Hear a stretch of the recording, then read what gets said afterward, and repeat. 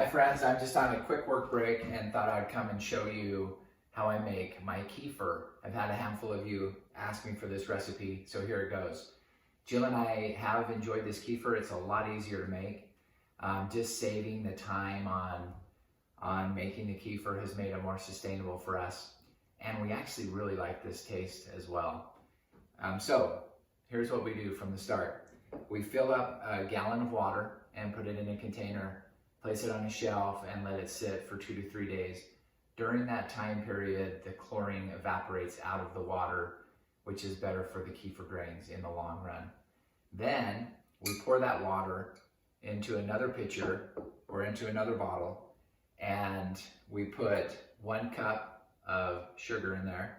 The type of sugar doesn't matter so much. You can use brown sugar, you can use organic sugar that has little flecks of brown in there. We call it dirty sugar, or you can use the pure white sugar. It doesn't matter as much. What we have found though to be effective for us is the dirty sugar from Costco, actually organic cane sugar from Costco.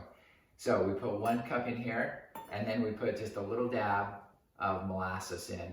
And it's literally, you just come and you let a little drop fall off and then take it up. And that's the only molasses that you put in there. You can't give the kefir too many minerals or they start to stink, they get off balance. And so it's really important to make sure they have minerals, but not too many minerals. I've learned the hard way on that one. And then you put 1 to 2 lemons in here and just slice them up. We've done 1 lemon for a long time. We're trying 2 lemons just to get a little bit stronger lemon taste for us. And this will then, and then of course you put your kefir grains in here, and then you let this sit for 2 to 3 days, depending on the temperature of your home, and depending on the time of year, and because the temperature outside does affect the temperature of your home. In the summertime, we find in Utah that 2 days is an ideal time.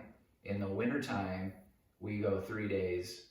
And so just depending on your own situation. Now, after this is fermented, this is called the first ferment, then we'll, of course, take out the lemon slices, we'll strain out the kefir grains, and you have this now. And what you want to do with this is put in 6 teaspoons of that very same sugar. And you stir it up, make sure it's dissolved, and then you simply just pour this into these bottles, and these bottles are, they're not going to break if they get carbonation in them, which is important because the kefir does carbonate. And then you want to seal that, and the carbonation it's just to provide a little bubbly action in the drink, which is fun, and it's nice to drink that way, and it's naturally created carbonation. But it doesn't affect the health of the drink at all. It's just for your own pleasure. But the kefir continues to ferment in here. By the end of the whole process, you're left with trillions of strains of probiotics that affect your gut health and really your overall health in so many different ways. We highly recommend it. We love it. And it's really cut down on the amount of times we get sick.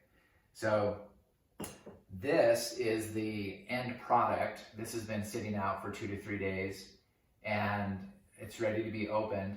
I just opened this morning, so it lost a lot of its fizz. It started fizzing up so much so that I had to shut it back down again. So I'm not sure what it'll do here, but let's open it up. So you can hear a little bit of the fizz, and that's ready to drink. It leaves you with a light lemon taste, the sweetness. There's just a light sweet taste there as well, and super easy to make. So we hope you enjoy that.